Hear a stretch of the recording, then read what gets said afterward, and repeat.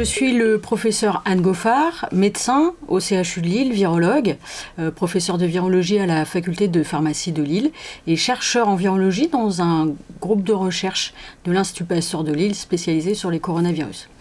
Alors aujourd'hui, on me demande de faire le point sur l'état des connaissances le 11 janvier 2021 sur l'origine du SARS-CoV-2 et sur sa variabilité, notamment les variants dont on parle, le variant britannique et le variant sud-africain. Alors, bien préciser que c'est l'état des connaissances au 11 janvier 2021 et probablement que dans quelques semaines ou dans quelques mois, les connaissances auront évolué. Il y aura peut-être des choses qui seront obsolètes ou nouvelles à dire.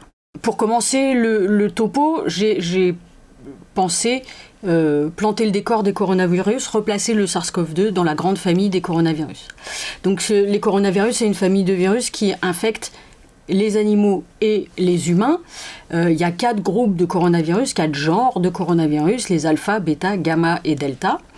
Les gamma et les delta, on ne va pas en parler parce que c'est des coronavirus qui infectent quasiment exclusivement les oiseaux.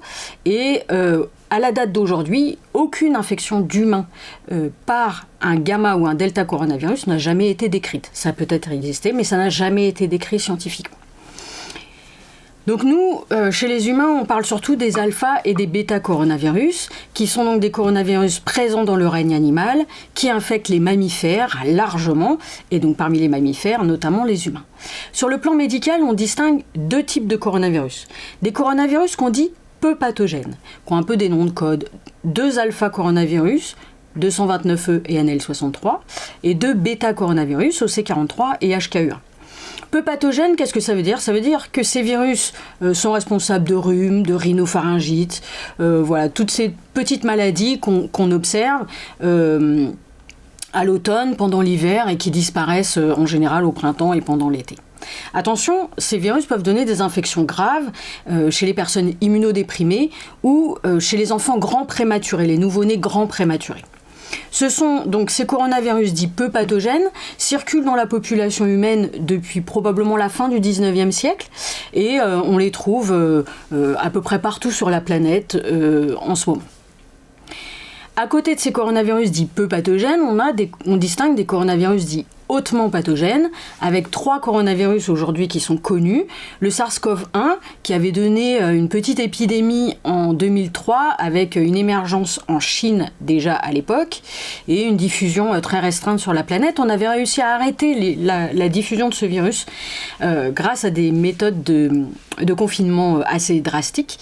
Et depuis 2004 plus exactement, ce virus a totalement disparu, on ne sait pas où il est. Peut-être, probablement qu'il est dans la faune sauvage, mais on n'en sait rien. Le MERS-CoV, lui, c'est un virus qui a émergé en 2012 dans la population humaine, qui est un virus qui ne circule que dans la péninsule arabique pour le moment, et pour différentes raisons, probablement, notamment des raisons qu'on ne connaît pas, il ne diffuse pas en dehors de la péninsule arabique pour le moment. Et puis donc, depuis presque 1 an maintenant, le SARS-CoV-2, qui est donc considéré aussi comme un coronavirus hautement pathogène. Alors sur le plan structurel, un coronavirus, c'est une particule virale qu'on dit en couronne. Sur l'image de gauche, vous voyez une image de microscopie électronique où on voit 4 particules virales. Donc ce sont des virus, vous voyez, avec cet aspect avec des spicules tout autour, ces petits points qu'on voit autour des particules virales, qui donnent un aspect qu'on nomme poétiquement en couronne. Or, en latin, couronne se dit corona. Donc voilà pourquoi on les appelle des coronavirus, parce qu'ils ont un aspect en couronne en microscopie électronique. Alors quand on prend cette particule virale visible sur l'image de gauche et qu'on en fait un schéma, c'est ce qui est visible sur l'image de droite, on trouve un virus qui est enveloppé avec cette enveloppe hérissée de spicules en violet. Là, les spicules, ça se dit en anglais, ça se dit spike, et donc c'est pour ça qu'on appelle cette glycoprotéine la S. Dans l'enveloppe, il y a 2 autres protéines, la protéine M pour membrane et la protéine E pour enveloppe. Donc c'est 3 protéines virales présentes dans une bicouche lipidique qui constitue l'enveloppe. Quand on ouvre l'enveloppe et qu'on regarde ce qu'il y a à l'intérieur, on trouve un ARN, donc le génome viral, le chromosome du SARS-CoV-2 qui code l'ensemble des informations génétiques de ce virus.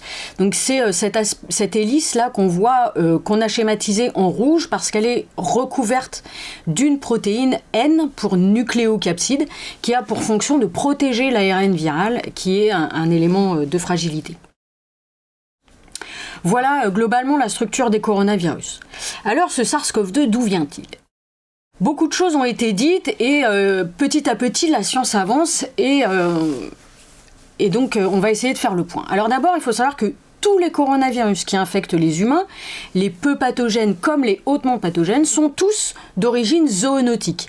Zoonotique, ça veut dire qu'ils étaient présents, ils sont toujours présents chez les animaux et ils ont un jour infecté les humains et se sont adaptés aux humains. Alors, c'est des études qu'on fait depuis longtemps, puisque le schéma qui est présenté ici date de 2012. Donc, c'était un petit peu une synthèse qui avait été faite à ce moment-là et qui montre que la grande majorité des coronavirus qui infectent les humains ont un réservoir chez les chauves-souris.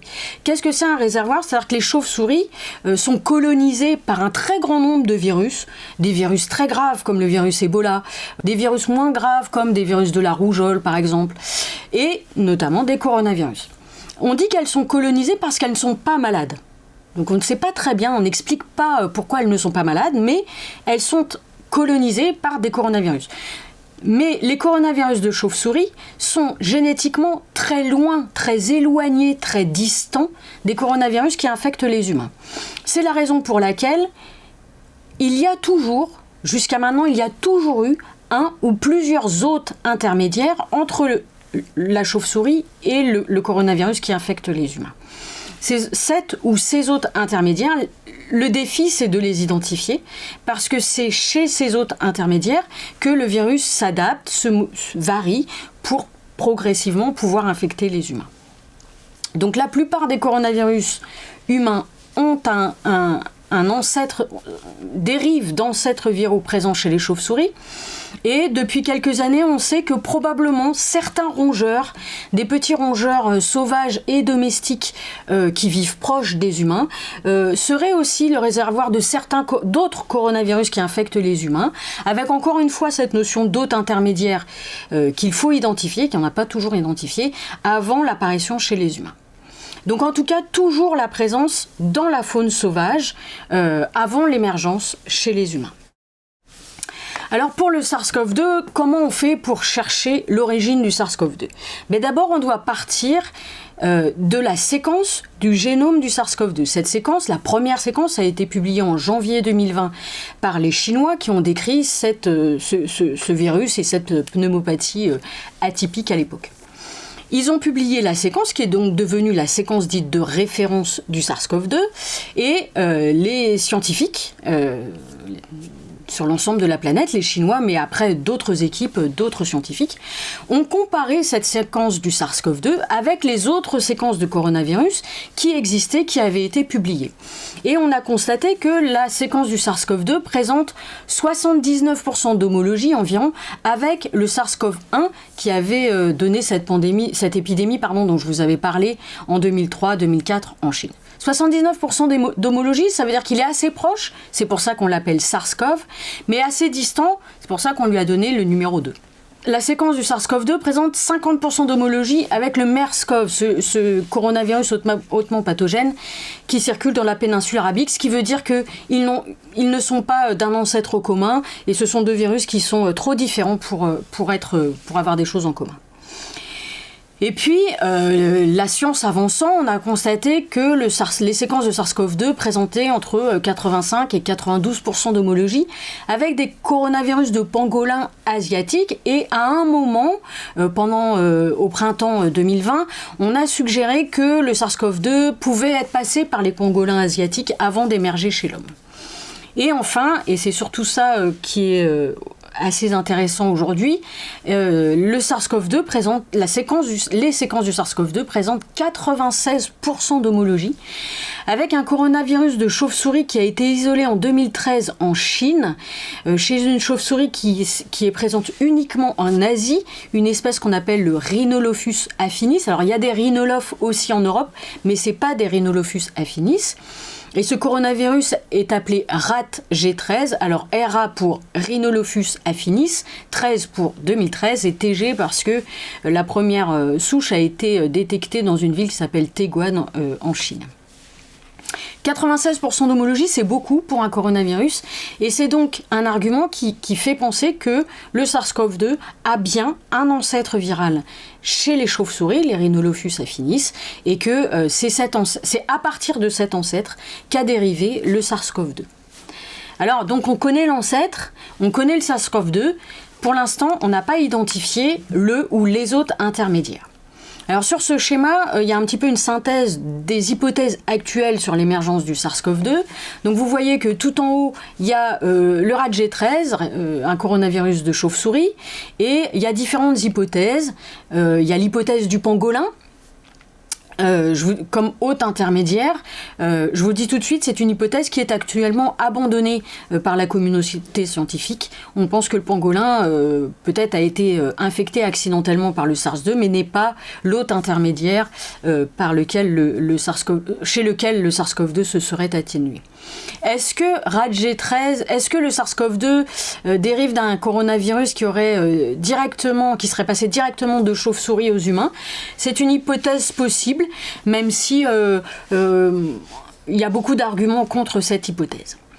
Voilà, donc pour l'instant, le ou les autres intermédiaires ne sont pas identifiés pour le SARS-CoV-2 et la recherche continue d'avancer, continue de les chercher. Par contre, ce qu'on sait, c'est que les humains peuvent infecter d'autres mammifères, et on a décrit des infections à SARS-CoV-2 chez des chats, des chiens, chez des visons, chez d'autres mammifères, les lions, le tigre. Alors je suis un petit peu dubitative sur des infections chez les serpents, parce que les serpents ne sont pas des mammifères, or le SARS-CoV-2 est bien un virus de mammifère.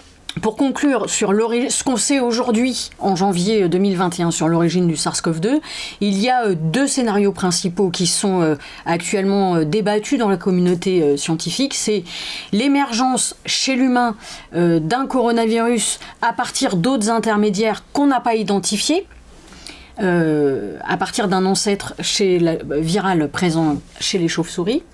Ça, c'est le premier scénario.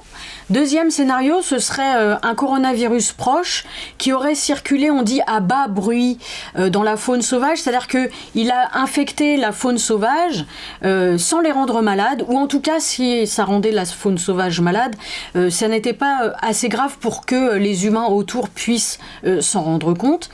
Et puis, c'est ce virus intermédiaire entre la chauve-souris et le SARS-CoV-2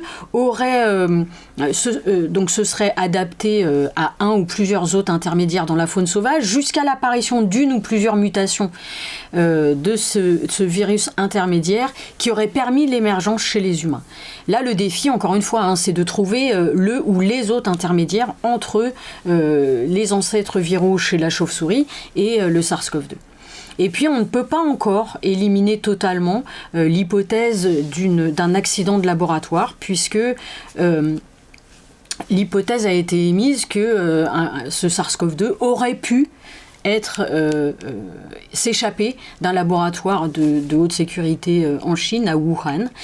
C'est pour ça que depuis le début de cette pandémie, la communauté scientifique, relayée par l'OMS, demande une enquête auprès du laboratoire chinois en question. Cette enquête est en cours et donc pour l'instant on n'en a pas les conclusions et ça pourrait nous aider à avancer sur l'origine de ce SARS-CoV-2. Voilà ce qu'on peut dire aujourd'hui, le 11 janvier 2021, sur l'origine du SARS-CoV-2.